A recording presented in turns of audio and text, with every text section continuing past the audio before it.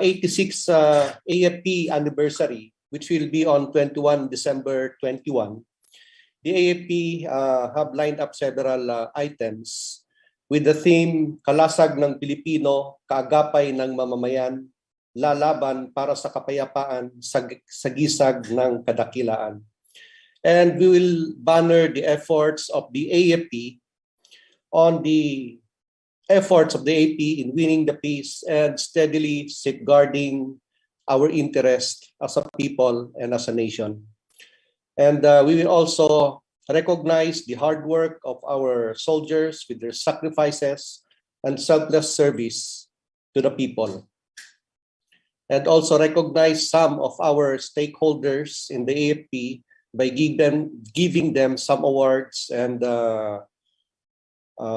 recognizing them in their efforts in supporting all our peace and development effort.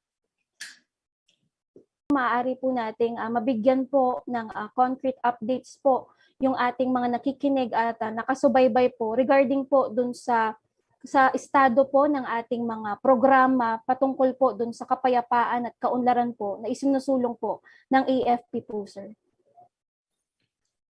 Maraming salamat, Cherry. Sa kasalukuyan, may 5 po tayong peace tables na tinatawag. And this involves the GPH MILF peace table, the GPH MNLF peace table, the GPH CPLA, and the GPH RPA ABB, and lastly the GPH CNN table, wherein last May 2017, the President, although the President extended efforts to push through with the negotiations with the CPP, NPA, NDF, we were forced to cut off our negotiations with the CPP, NPA, NDF. That's why we have to go down with the EO number 70, which is the National Task Force in Ending Local Armed Conflicts. For the MILF peace table, many things are going around. Despite the pandemic, the office, our AFP PDO office, maintained and sustained the support on the normalization process under the GPH MILF.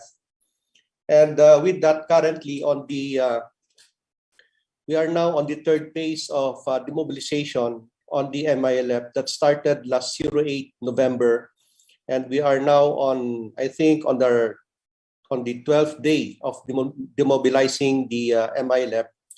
And as of now, we have about 1,925 combatants that are being demobilized as of yesterday. And the process will continue as the 3rd phase will intend to demobilize about 14,000 MILF combatants. The process still doesn't include the demobilization of the firearms, but first we have to deal with the demobilization of the combatants. And this might extend until December 18, the 3rd phase of the MILF demobilization. Also, we have the National Task Force on addressing the private armed groups, the disbanding of private armed groups. And last week, we had the Oversight Committee headed by Secretary Eduardo Año, who held the Oversight Committee meeting. And with that, we were able to neutralize about 8 private armed groups within Cotabato and Maguindanao area. And with that meeting, we have also programmed our next actions for next year, the private armed groups that would be disbanded next year. It is a continuing effort between the PNP and AFP, which is all aligned with the Joint Normalization Committee under the GPH MILF panel. And there are many things going on with the GPH MILF. Of course, the socioeconomic programs that are happening with the demobilization of the 14,000 MILF members, we have given them initial cash assistance as part of the demobilization. and that accounts about 100,000 each for the MILF combatants that are being given now. And the programs of the Joint Normalization Committee also includes the small arms and light weapons that intends to reduce the proliferation of firearms within BARM area, the Bangsamoro Autonomous Region of Muslim Mindanao. So those are the things happening in the MILF, aside from the trainings that we have conducted for the deployment of the Joint Peace and Security Teams. The Joint Peace and Security Teams includes the AFP, PNP, and MILF. And these are deployed in 14 stations already. We have 14 teams deployed all over Central Mindanao. We have one in Zamboanga and one in Basilan that were newly instituted only last month. These joint and peace security teams are stabilizing mechanisms on the ground that would reduce the conflicts, the riddles existing between MILF groups with the other groups on the ground. So this the JPST is an essential component that would help us achieve a more lasting peace on the ground while we go on and finish the programs for the peace process. And lastly, we are thankful that the extension for the BARM was extended by the President until 2025. So the extension would help the BARM establish the remaining the functions of the government so that the BARM can function as a government.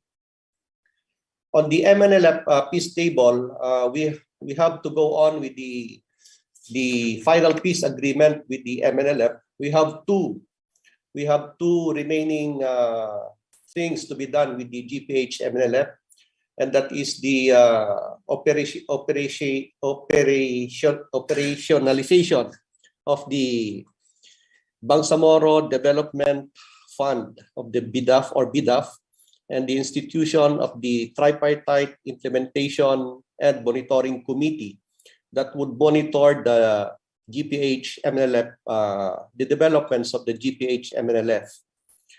Also, as of now, our team is coming back from Sulu, as they have discussed with some leaders of the MNLF the conduct of the validation, verification, and profiling of MNLF members, and that is expected to happen within the next 2 months, so that the MNLF combatants would be partly demobilized in the process.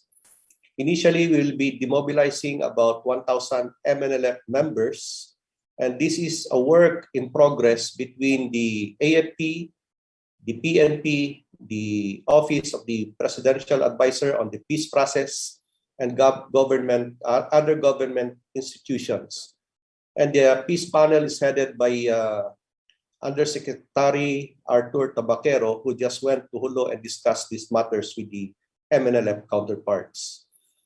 On the GPH CPLA, we have conducted several focus group discussions, consultations for us to draw a roadmap for the GPH CPLA.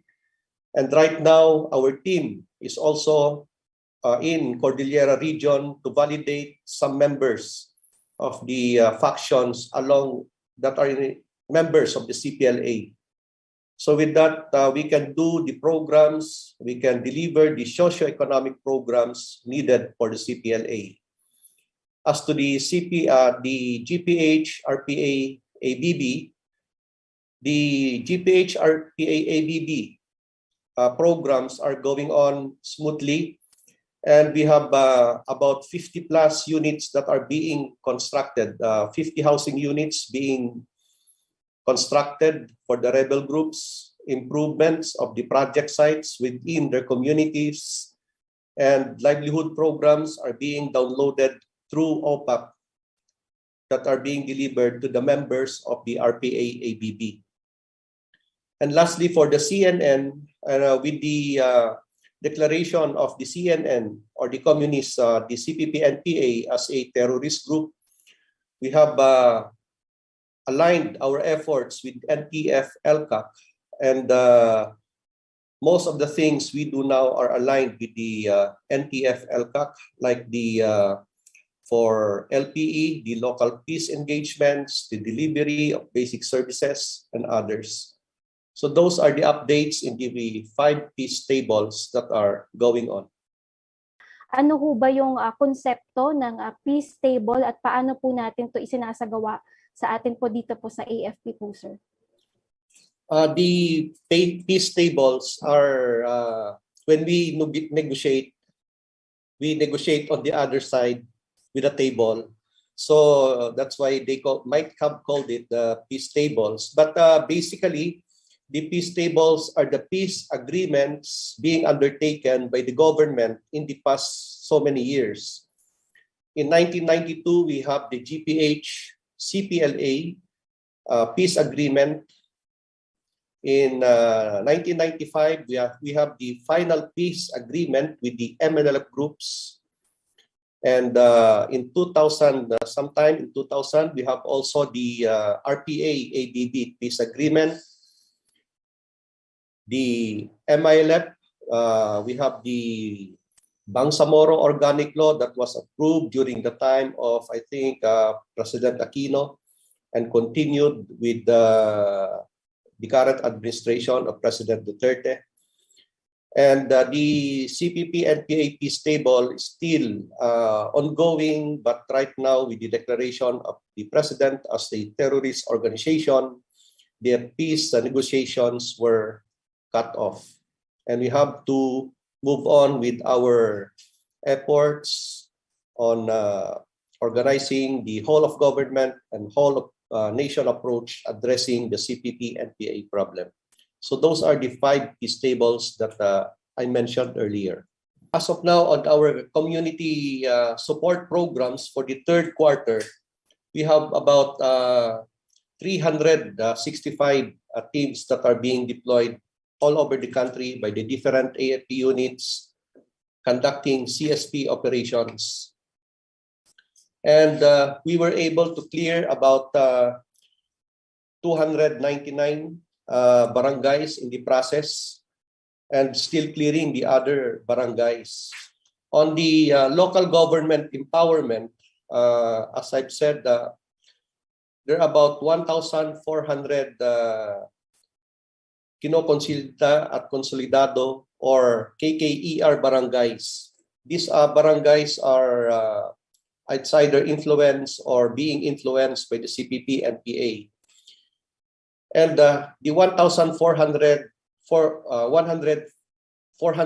barangays that have been cleared are being conducted with the retooled community support programs being conducted by the DILG and the PNP along the line of the NTF-LCAC.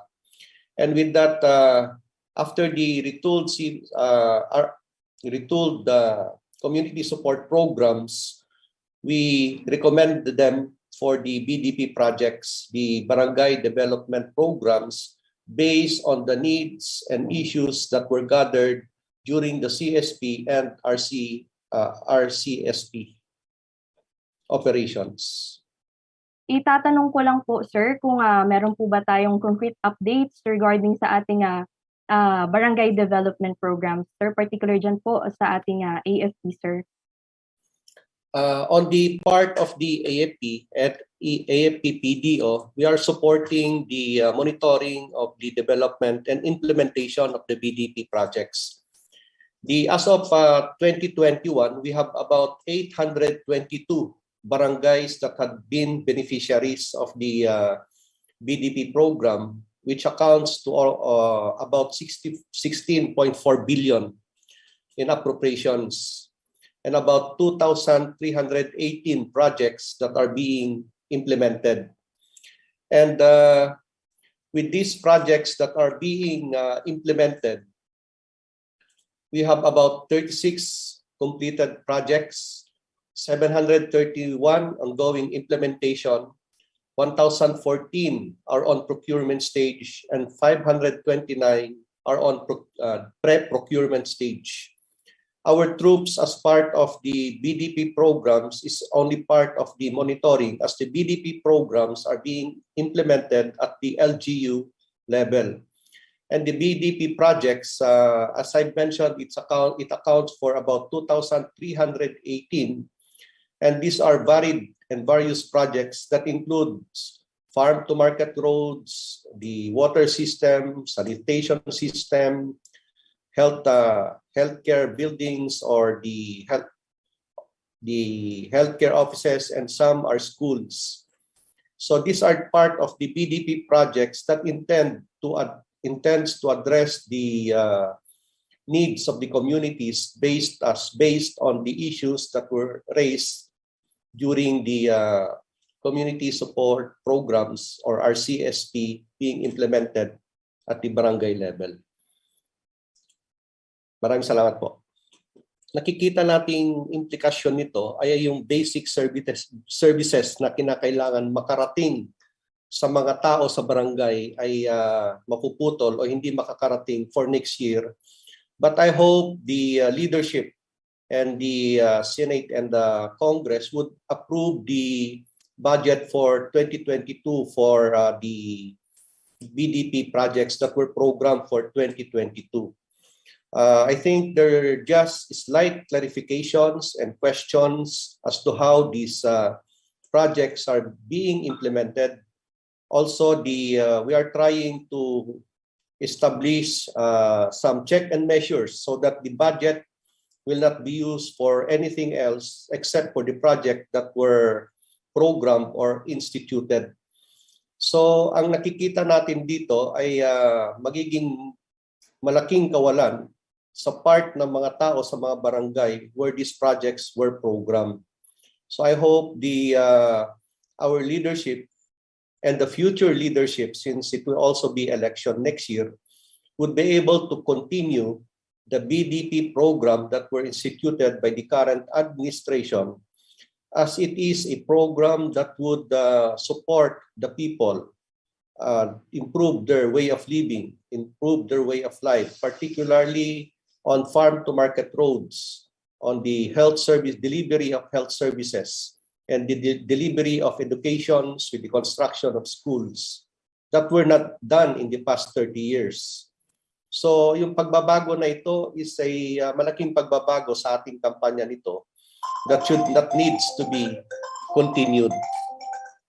Although this would remain a challenge for us, but we hope that the leadership would be able to continue the BDP program with this approval of the budget. On our program implementations, I think that our armed forces is nearer to the people on the ground. So naging mas malapit ang kasundaluhan natin sa mga tao, being our armed forces being more professional, doing their job on the ground, extending the needs to the people. So with that, you can see that in our rating as the whole, our AFP was rated more than, I think, 75% in the latest rating of acceptability. With that alone is a reflection of the AFP as an organization. And the surrender is going down also calls for the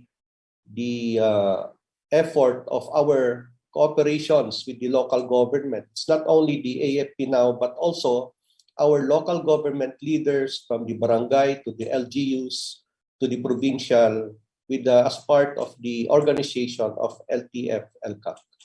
So in short, our soldiers now are nearer to the people as our soldiers have become more matured, more professional at this point in time. With that po, ang masasabi ko lang po is that the best thing that we can find an example that have the positive effort and positive results is our talks with the RPA-ABB or sa kapatiran. Yung pag-uusap na ito happened sometime in 2000. It took some years to develop. It took some years to move on. But right now, we have programmed the construction of several housing for the Kapatiran. The Kapatiran were former rebels and part of the CPP-NPA as part of the Paduano or Nilo de la Cruz groups. And sa ngayon, we are constructing about 52 houses for them. The OPAP and the government and the LGU working hand in hand in that municipality are extending terms of livelihood to the people. Some were given opportunity to serve in the armed forces of the Philippines by going through the normal process, and to also that includes the PNP. Some were given TESDA training for better livelihood, and some of their children already go to schools for education. The way of a rebel is just to give them the way of life that they need to have. They became rebels because they didn't have the opportunities before, and the support of the government maybe have been less. But now I think the government is more open in delivering to our people the needs of the people that they need to move on and carry on with their lives. So yan po ang nangyayari sa Kapatiran ngayon. And it's slowly and slowly going on, step by step, with the programs going on. Livelihood, they have their own livelihood programs being instituted. And I hope with their children going in school and being educated would provide them better opportunities for their families. As to the other peace tables with the MNLF and MILF, we are still moving on slowly with that. Since 2016 with the BOL and the new administration, right now we're still continuing the demobilization for the MILF and the MNLF members. Although we have given them initial cash assistance, but these are short-term benefits for them.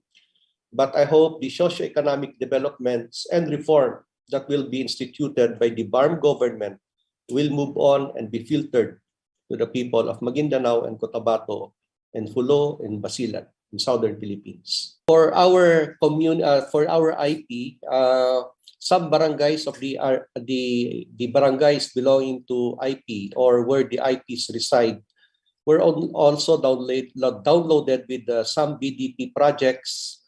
Some came from the development projects coming from OPAP, the Pamana projects coming from OPAP, also from the other governments. So slowly we are moving on also with our IP, giving them the opportunity, because the IP was a left out sector of our society in the past. Now we have the governments have extended them normally, and some communities have already programmed for building farm-to-market roads. Some are being given TESDA programs, livelihood programs for the IP sector in those communities. Also, the building of some schools are going on. And as I've said, these projects comes from the BDP projects, and the others come from the Pamana projects from the government and OPA.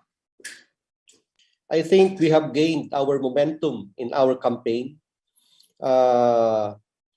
There are many surrenderies from Luzon to Visayas to Mindanao moving on. Most of the CPP-NPA members are finding ways to go down because of hardships inside their organizations. We have neutralized several leadership of the CPP-NPA, but it's not the entirety yet of winning us the campaign. Truly, we have made our gains, but we must finish it. We must finish our internal problems so that we can move on as a nation, move on as a people, and be able to externally resolve our external problems later on. So our campaign is going on, but the finishing it would remain a challenge for us, how to finish it. It's not the AFP who will finish these problems, but because of the socio-political and economic nature of the problem and the challenges that we have to address, it needs the whole of nation approach, the whole of government approach, which also needs the new administration later on, come 2022, to support our campaign to continue the NTF-LCAC, if ever, to continue the BDP programs so that the totality in erasing the socio-economic problems of the people on the ground would be resolved. Slowly, we are going on, but we need to finish our campaign as a whole, as a nation, and with the support of the government.